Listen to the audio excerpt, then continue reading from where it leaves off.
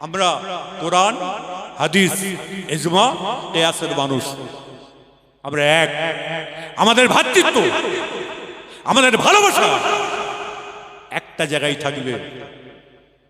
খবরদার এই ভ্রাতৃত্বটাকে যারা ভাঙতে আসবে তাদের হাত নয়, তাদের পা নয়, তাদের ঘর আমরা গুড়িয়ে দেবো একদম, সে যেই হোক। আজকে আছে, আজকে ইসলামটাকে দলবাজি করে আজকে শেষ করার জন্য আজকে আমার মতো কিছু পীরজাদা, পীর সাহেব, আলেম লেগে পড়েছে। আমি তাদের দৃষ্টি আকর্ষণ করে দিয়ে যাই, এই আলেম সমাজ, এই পীর সাহেব, পীরজাদা, আজকে আমি কিছুই চিনি না আপনাদের কাছে। আমি একটাই জিনিস চিনি, আল্লাহর কোরআন হাদিসকে আমি চিনি। ইজমা এবং কিয়াসের মধ্যে, এই আপনার ডাইসের মধ্যে যদি আপনি পড়ে থাকেন আপনাকে মেনে নেব অন্তর থেকে, কলব থেকে, হৃদয় থেকে। আর যদি ওই ডাইসের মধ্যে না পড়েন, আপনার মতো পীরজাদাকে সাহেব মানি না, পীর সাহেবকে আমি মানি না, কাউকে মানি না। কেন? আমি দেখে নিয়েছি খালি আমাদের মধ্যে খালি দ্বন্দ্ব, ঝগড়া, কাটাকাটি, ফেতনা না রাখলে আপনারা চলাফেরা করতে পারেন না। তারই জন্য নওজোয়ান ভাইরা যারা আজকে লেখাপড়া করে আজকে সুন্দর জায়গায় আসছে, ছেলেগুলোকে সেই জায়গায় আমরা দাঁড় করাতে পারছি না। তারই জন্য আমি প্রত্যেককে বলবো, যতগুলো ভাই এখানে বসে আছেন, গার্জেন পক্ষ বসে আছেন, খবরদার আপনাদের আল্লাহ পাক জ্ঞান দিয়েছে, বিবেক দিয়েছে, বুদ্ধি দিয়েছে, সে বিবেক বুদ্ধি অনুযায়ী চলাফেরা করুন। যেন জান্নাতি বলে আল্লাহ যেন কবুল করেন। সবাই উচ্চ আওয়াজে জোরে বলুন আলহামদুলিল্লাহ। বলার কিছু নাই, আর ভাবারও কিছু নাই। এক নম্বর হলাম আমরা আল্লাহর বান্দা, এবং আমরা আখিরি নবী মুহাম্মদ রাসূল পাক সাল্লাল্লাহু আলাইহি ওয়াসাল্লামের উম্মতে মুহাম্মাদি আমরা এখানে বসে আছি। বিশেষ করে আজকে জামিয়া রহমানিয়াতে এসে বলে যায়, আমার নবী, আপনার নবী, দয়ার নবী হুজুর আকরাম সাল্লাল্লাহু আলাইহি সাল্লামকে আমরা চিনেছি কোরআন এবং হাদিস থেকে, ইজমা এবং কিয়াস থেকে। যে রসুলকে তৈরি না করলে এত বড় পৃথিবী তৈরি হতো না, আমরা প্রত্যেকেই জানি। সেই রসুল পাক সাল্লাল্লাহু আলাইহি ওয়াসাল্লামের সুন্নাত, কোরআন সুন্নাহ নিয়ে আমরা চলাফেরা করি। বিশেষ করে আজকে যারা আমরা এখানে বসে আছি, আমার নবী, আপনার নবী, দয়ার নবী হুজুর আকরাম সাল্লাল্লাহু আলাইহি সাল্লাম, তিনি জীবনে কোনোদিন বাচ্চা বয়স থেকে কোনোদিন ঝগড়া চাইনি, মারামারি চাইনি, দ্বন্দ্ব চাইনি, ফিতনা চাইনি। আমার নবী, আপনার নবী, দয়ার নবী হুজুর আকরাম সাল্লাল্লাহু আলাইহি সাল্লাম যখন বাল্য বয়স, আপনাদের ইতিহাস প্রত্যেকের জানা আছে।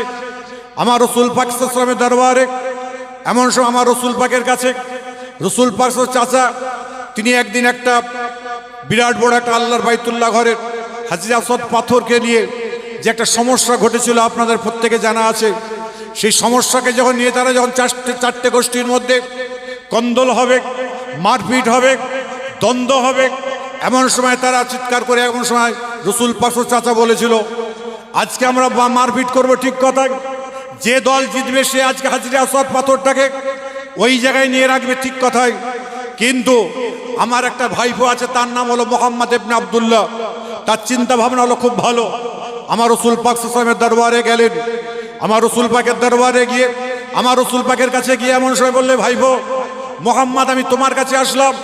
সঙ্গে সঙ্গে বললেন, চাচা এই বলে আমাকে লজ্জা দেবেন না। বলে কেন? বলে আপনারা আমাকে ডাকবেন, আপনার কাছে আমি যাব, আপনি আমার কাছে আসছেন, এই ব্যাপারটা কি? বলে না বেবা, একটা বিপদে পড়েছি, এটা আমার একটা বড় সমস্যার মধ্যে পড়েছি, সমাধান তোমাকে করে দিতে হবে। তখন বললেন কি ব্যাপার? যখন সব প্রত্যেকটা জিনিস কথাবার্তা শুনলেন, শোনার সঙ্গে সঙ্গে আমার রাসূল পাক সাল্লাল্লাহু আলাইহি ওয়াসাল্লাম বলেছিলেন, আমি মারপিট চাই না, আমি দ্বন্দ্ব চাই না, আমি মারপিট চাই না।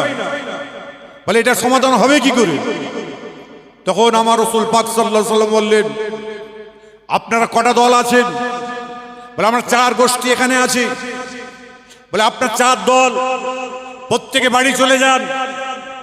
বাড়ি যাওয়ার পরে আগামীকালকে শবে সাদেক সকালবেলায় আপনারা যে দল প্রথমে আসবে যেই ব্যক্তি এখানে প্রথম আসবে সেই কিন্তু হাজরে আসওয়াদ পাথরটাকে নিয়ে আল্লাহর বাইতুল্লাহ ঘরে লাগাবে। প্রত্যেকটা দল এক বাক্যে মেনে নিলেন যে ঠিক কথাই বলেছেন, চলো প্রত্যেকে আমরা যাই। এমন সময় দেখা যাচ্ছেন প্রত্যেকটা দল বাড়ি চলে গেলেন। সকাল হয়েছে, এমন সময় শোবে সাদেকের সময় কোনো ব্যক্তি আসেনি। আমার নবী, আপনার নবী, দয়ার নবী হুজুর আকরাম সাল্লাল্লাহু আলাইহি ওয়াসাল্লাম তিনি সর্বপ্রথম আসলেন। চারটে দলের মধ্যে যত মানুষ আসছেন প্রত্যেকটা মানুষ জিজ্ঞাসা করছে কে প্রথম আসলো। প্রত্যেকেই বলছে মুহাম্মদ ইবনে আব্দুল্লাহ, মুহাম্মদ ইবনে আব্দুল্লাহ। চার গোষ্ঠীর মধ্যে যখনই তারা আপনার কেউ শুনতে পেয়েছে সকলে চলে এসে হাজির হয়ে গেল। আমার নবী, আপনার নবী, দয়ার নবী হুজুর আকরাম সাল্লাল্লাহু আলাইহি ওয়াসাল্লাম এমন সময় বললেন যে চার গোষ্ঠীর মধ্যে লোকজন সবাই চলে এসেছেন। বলে অবশ্যই আমরা এসেছি। যখনই আসলেন, আসার পরে বললেন একটা চাদর নিয়ে আসেন।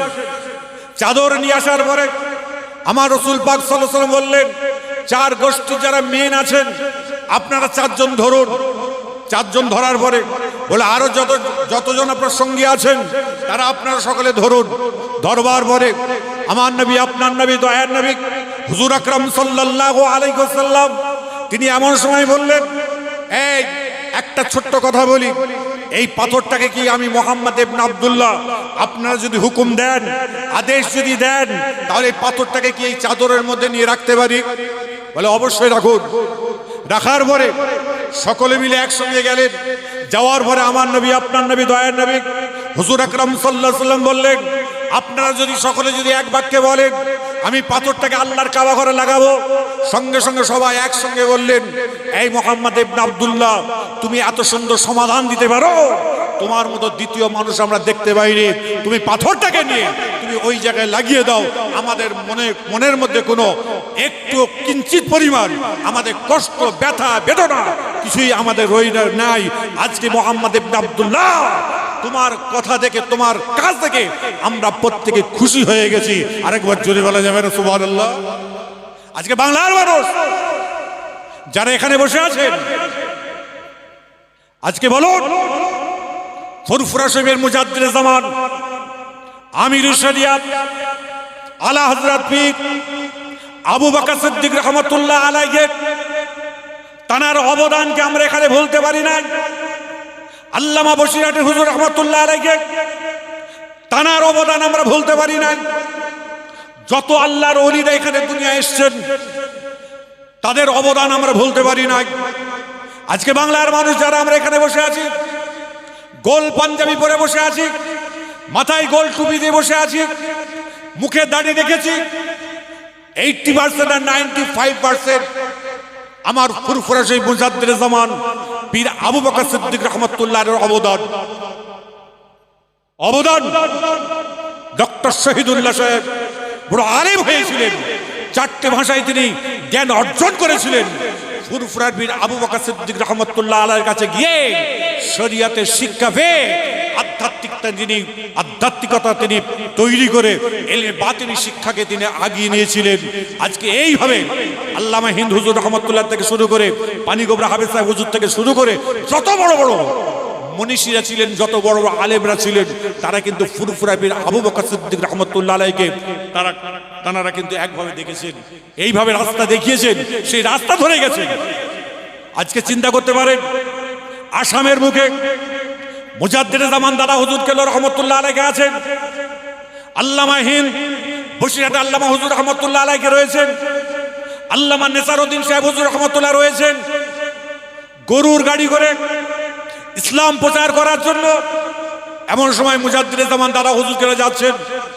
সন্ধ্যা হয়ে গেছে, মাগরিব হয়ে গেছে, মাগরিবের নামাজের পরে যাচ্ছেন, অন্ধকার হয়ে গেছে। এমন সময় মোষের গাড়ি যিনি চালান, মোষের গাড়ি গাড়োয়ান, সে বলছে হুজুর সামনে পোকা আছে, আমি যাব না, সামনে পোকা আছে, আমি যাব না। তখন মুজাদ্দিদে জামান পীর আবু বকর সিদ্দিক রাহমাতুল্লাহ আলাইহি আল্লামা হিন্দ হুজুরকে বললেন, নেসারউদ্দিন সাহেব হুজুরকে বললেন, কি ব্যাপার, পোকাটার মানের অর্থ কি একটু জানুন?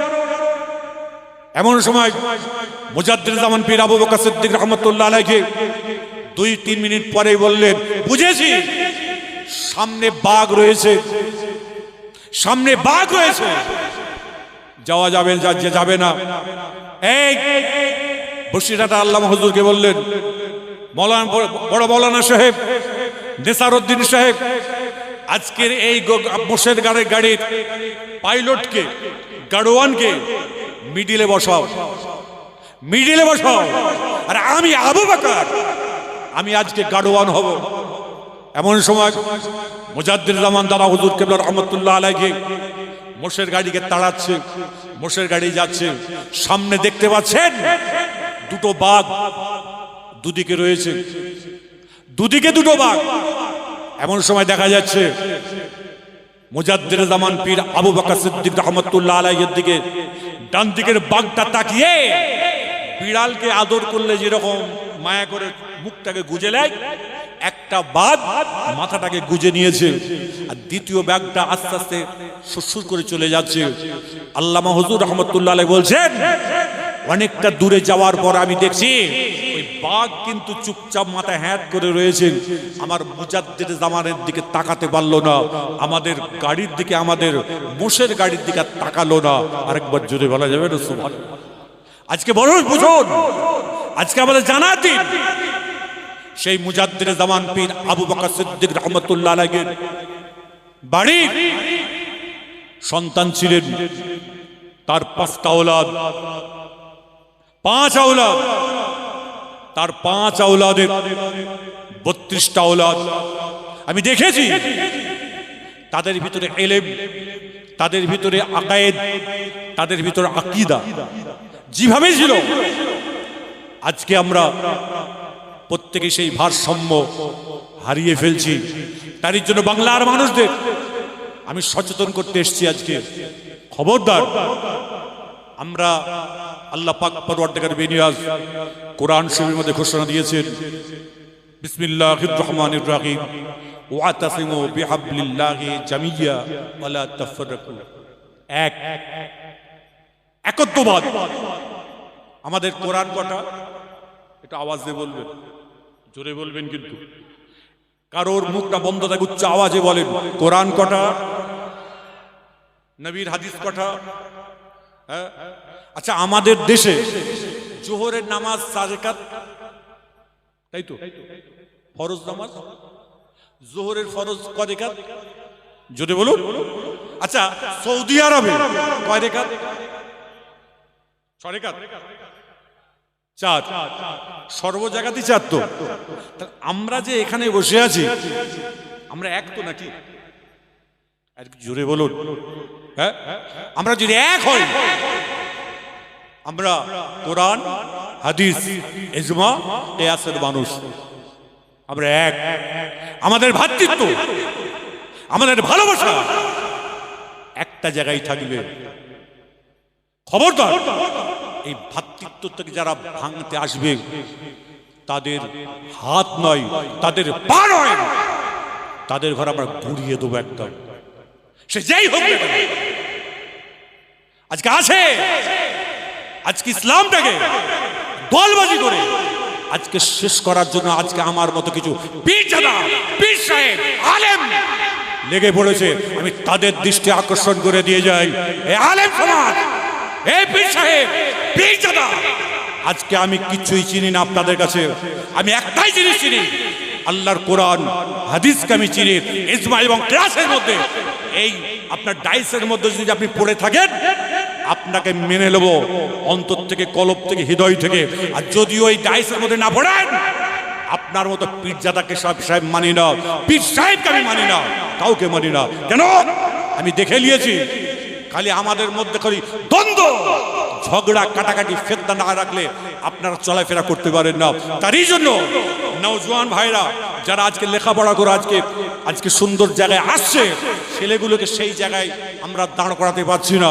তারই জন্য আমি প্রত্যেককে বলবো, যতগুলো ভাই এখানে বসে আছেন, গার্জেন পক্ষ বসে আছেন, খবরদার, আপনাদের আল্লাহ পাক জ্ঞান দিয়েছে, বিবেক দিয়েছে, বুদ্ধি দিয়েছে, সে বিবেক বুদ্ধি অনুযায়ী চলাফেরা করুন। খবরদার, কে কি বলছে তার দিকে খবরদার তাকাতে যাবেন না। আমি গত 9 ডিসেম্বর থেকে আমি জামিয়া রহমানিয়াতে এসেছিলাম, আর আজকেও জামিয়া রহমানিয়ার সঙ্গে সম্পর্ক আছে, এবং সারা জীবন, আমার জীবন যতদিন আমি বেঁচে থাকবো এই সম্পর্ক ইনশাল্লাহ রেখে যাব। সবাই জোরে বলুন আলহামদুলিল্লাহ। কেন আমরা আজকে একতার আমি ডাক দিয়েছিলাম, সেই ডাক পরিপূর্ণ কমপ্লিট হয়েছে। অনেকে বলবেন কিভাবে বুঝলেন?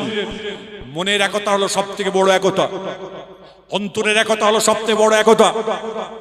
আজকে আপনারা যারা এখানে আছেন, খবরদার দল বল নির্বিশেষে এক হয়ে, এবং জামিয়া রহমানিয়া এবং অল ইন্ডিয়া সুন্নতুল জামায়াতের যত সদস্যরা আছেন, আমি তাদের দৃষ্টি আকর্ষণ করব, রসুল পাক সাল্লাল্লাহু আলাইহি সাল্লামের আদর্শ নীতি নিয়ে চলাফেরা করুন, এবং আপনার যে কোনো সমস্যা হোক, ফুরফুরা শরীফে ছুটতে হবে না, ফুরফুরা শরীফে। আপনি আমাদের বয়োজ্যেষ্ঠ মুফতি সাহেব হুজুর আছেন, তানার কাছে বসে আপনার নিজের মনের সমস্যা, আপনার ইচ্ছাগুলো, যেগুলো আপনার প্রয়োজন আছে, আমার ক্ষুদ্র জ্ঞানে, আমি একজন ছোট মানুষ, ক্ষুদ্র মানুষ, আমার ক্ষুদ্র জ্ঞানে আমি বুঝে নিয়েছি, মুফতি সাহেব হুজুরের কাছে আপনি যদি বসেন, শরীয়ত থেকে শুরু করে, কোরআন থেকে শুরু করে, ইজমা থেকে শুরু করে, কিয়াস থেকে শুরু করে, যে কোনো মাসলা মাসাইল আপনি তানার কাছে বসলেই কিন্তু পাবেন। কেন? আল্লাহ পাক তানাকে সেই যোগ্যতা দান করেছেন, এবং আল্লাহ পাক তানার হায়াতকে দারাজ করুক। সবাই জোরে বলুন আলহামদুলিল্লাহ। আরেকটু আনন্দের সঙ্গে জোরে বলা যাবেন আলহামদুলিল্লাহ। তিনি দিনকে দিন, রাতকে রাত কি কষ্ট করে। আজকে আমি এসেই জিজ্ঞাসা করলাম, ঘুমিয়েছেন? বলে হুজুর 2 ঘন্টা ঘুমিয়েছি। চিন্তা করেছেন? কমপক্ষে একটা মানুষের 8 ঘন্টা 9 ঘন্টা ঘুম না হলে শরীর অসুস্থ, বিমার। তিনি আজকে কি করছে, কেন করছেন?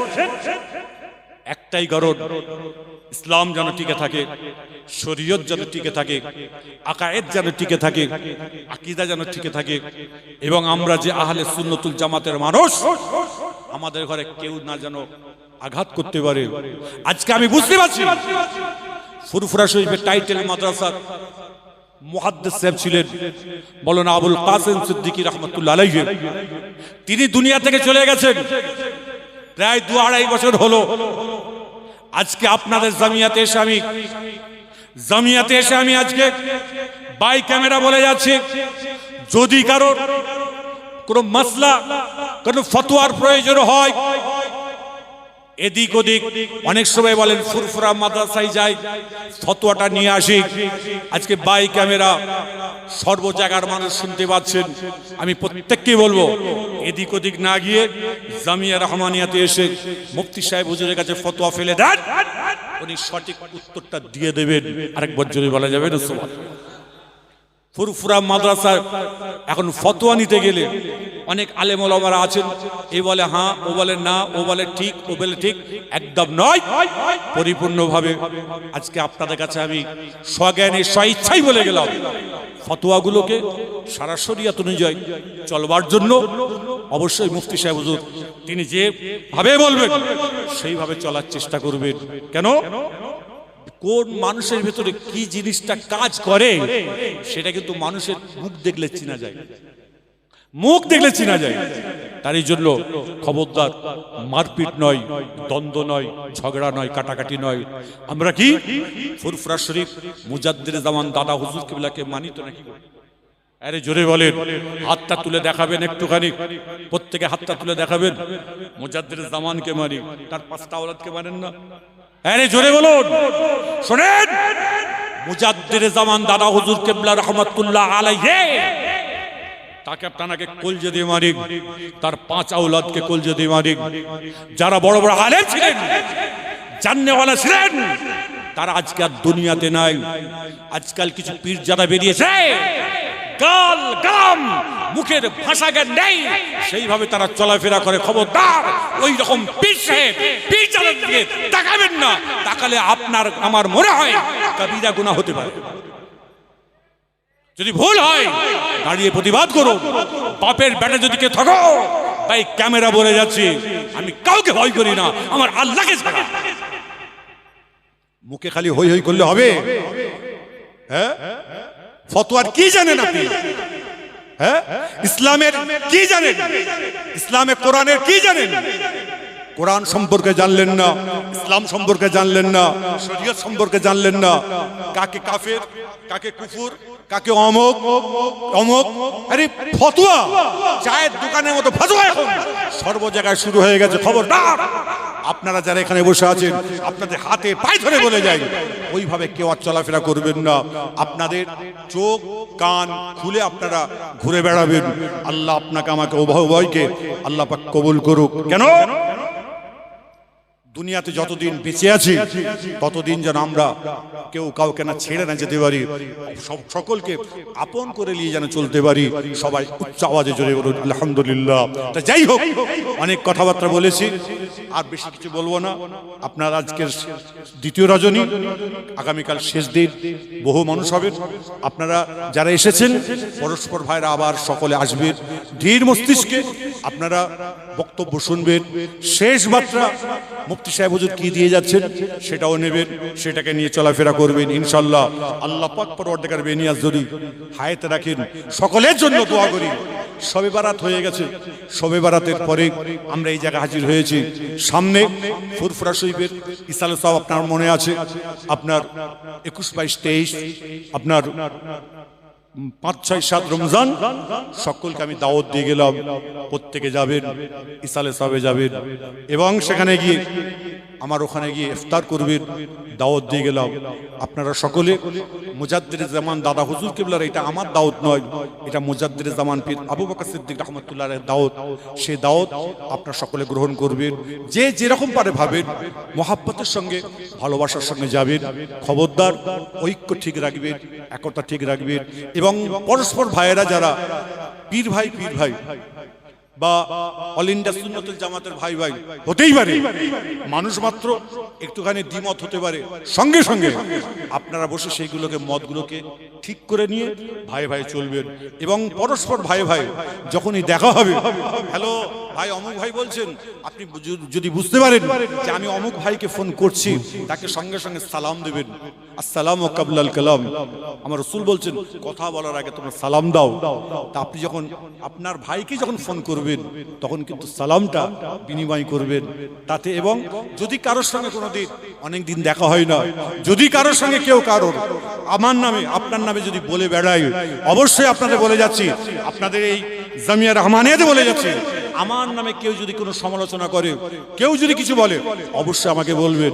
আমি কিন্তু ওই ব্যক্তি নই, মানুষের কথা শুনে মানুষকে বয়কট করব, মানুষের কথা শুনে মানুষকে ছুঁড়ে ফেলে দেব, মানুষের কথা শুনে মানুষকে আপনার কি বলে হৃদয়ে না টেনে তাকে লাথি মারবো। এটা আমার মুজাদ্দিদে জামান দাদা হুজুর কিবলা রাহমাতুল্লাহ নীতি আদর্শ নয়। যারা আজকে এইভাবে চলাফেরা করে, তার দাদুকে তার বাপকে তারা মানে না কোনোদিন, শুনে রেখে দেন ভালো করে। এই বলে আমার সংক্ষিপ্ত বক্তব্য এখানেই সমাপ্তি করলাম। আপনারা ভালো থাকবেন, সুস্থ থাকবেন। আল্লাহ হাফেজ। আসসালামু আলাইকুম ওয়া রাহমাতুল্লাহি ওয়া বারাকাতুহু। নারায়ে তাকবীর, নারায়ে তাকবীর।